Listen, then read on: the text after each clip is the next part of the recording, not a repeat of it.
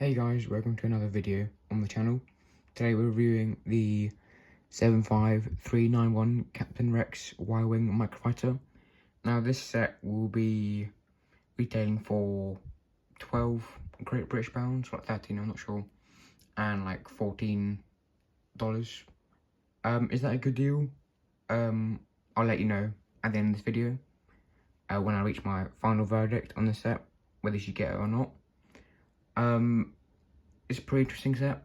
I'm sure many of you know that this Captain Rex minifigure does only appear in one other set, and that is the USS Venator, which cost like £500, £600. I'm not sure how much in dollars, but yeah, it's a pretty interesting set. We'll get straight into it. I'll look at the build first.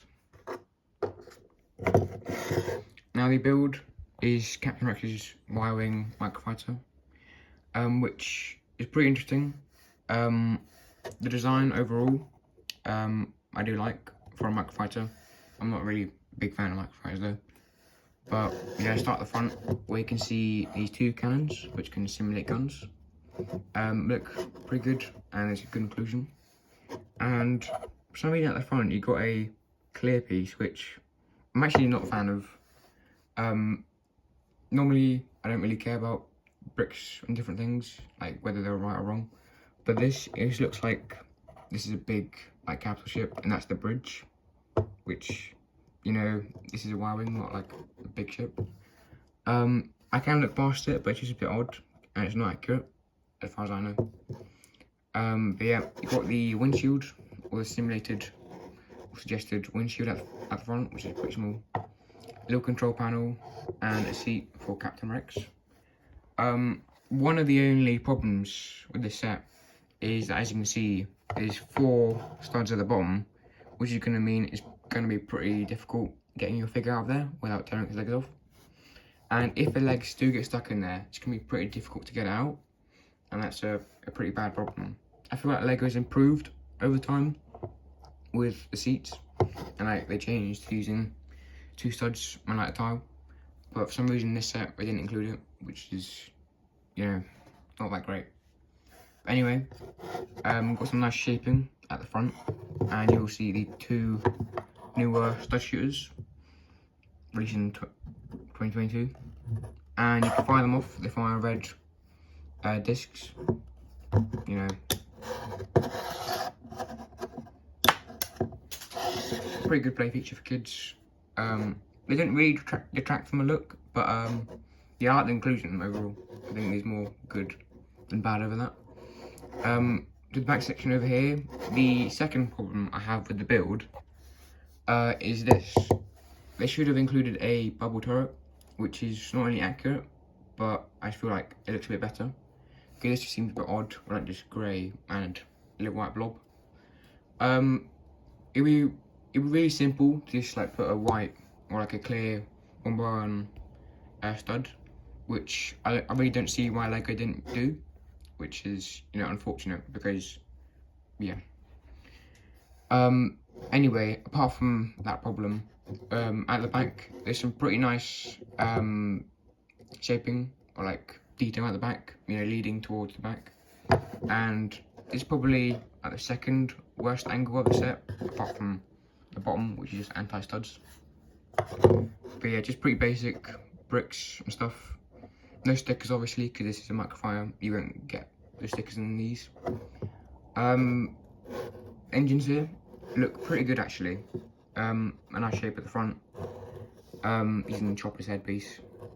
Some nice piece uses here, which just breaks up the colours and just gives interesting texture. And got this really nice and accurate pink circular clear discs, which, yeah, is accurate and it looks really good.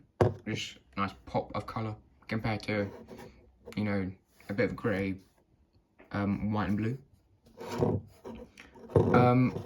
Another problem, which I haven't noticed until recently, is these holes here. They do detract from the look. It looks like, yeah, like viewing port or something. Yeah, I'm not sure what Lego could have done to change it, but I can look past it. It's not a deal breaker, but it's something to note. Now that is the build reviewed and done. We'll get to the minifigure soon, but I actually have seen a video, I think from like Danny Bob Studio or something like that, where they did an alternate build for this set, where they changed the build into a speeder, which can actually be useful instead of just like dinky small shrink raid ship. I feel like that would fit Captain Rex a lot better and be better in general. Yeah.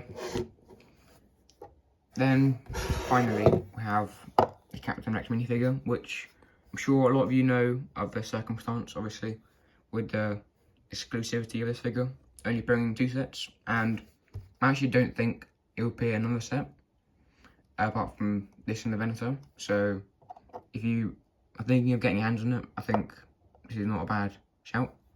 But anyway, on the head, you can see some tally marks, probably for the clone brothers he's lost. It wouldn't be droids, because I'm sure he's killed more droids than that. Got some interesting design here. The indents for the cheeks. Pretty good visor.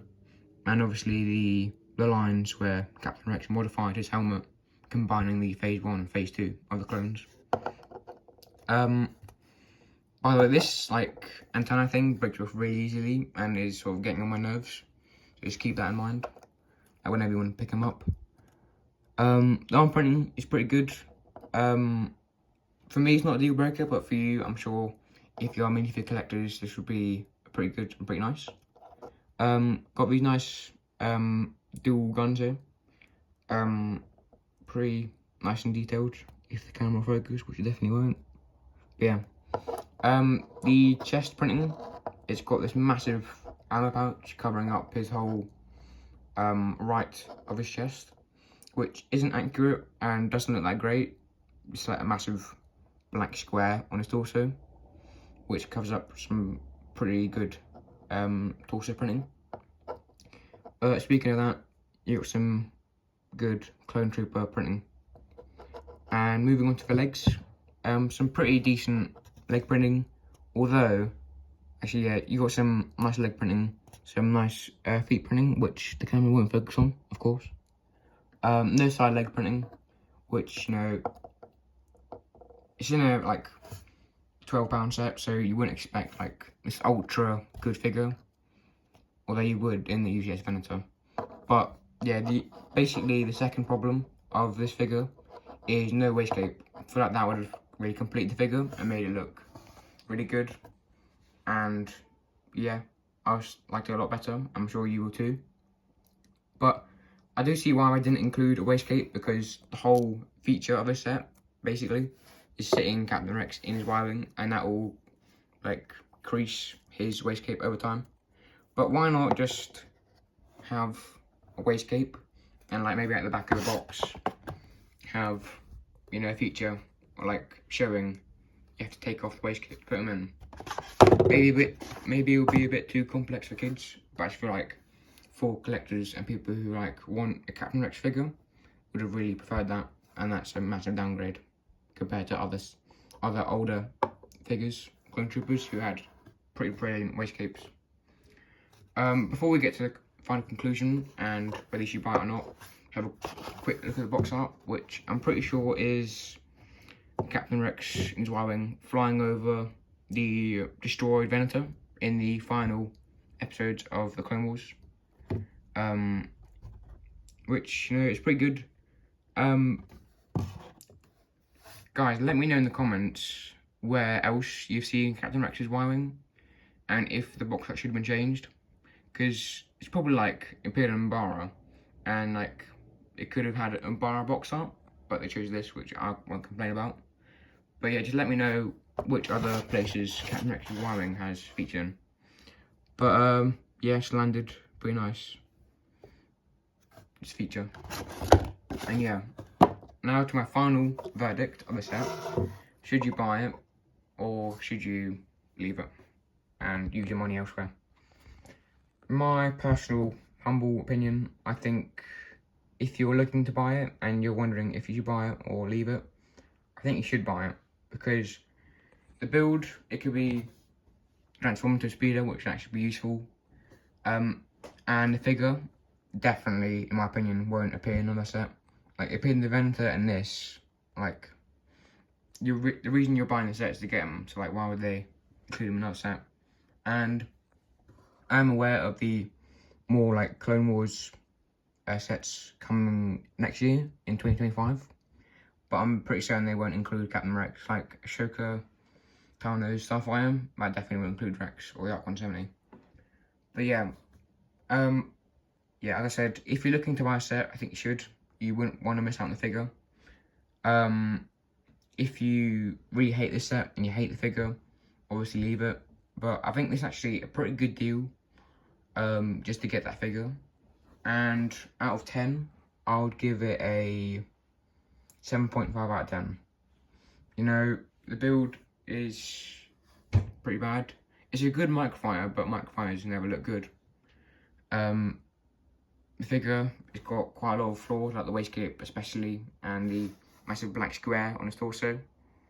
But yeah, 7.5, I think there's more good here than bad, which is surprising, because there's quite a lot of big bads in this set. But yeah, that's my review for Captain Rex's Y-Wing microfighter. Have I helped you in this video come to a buying decision? Like, have you learned anything from this video? Yeah, like, comment, subscribe. Thanks for watching.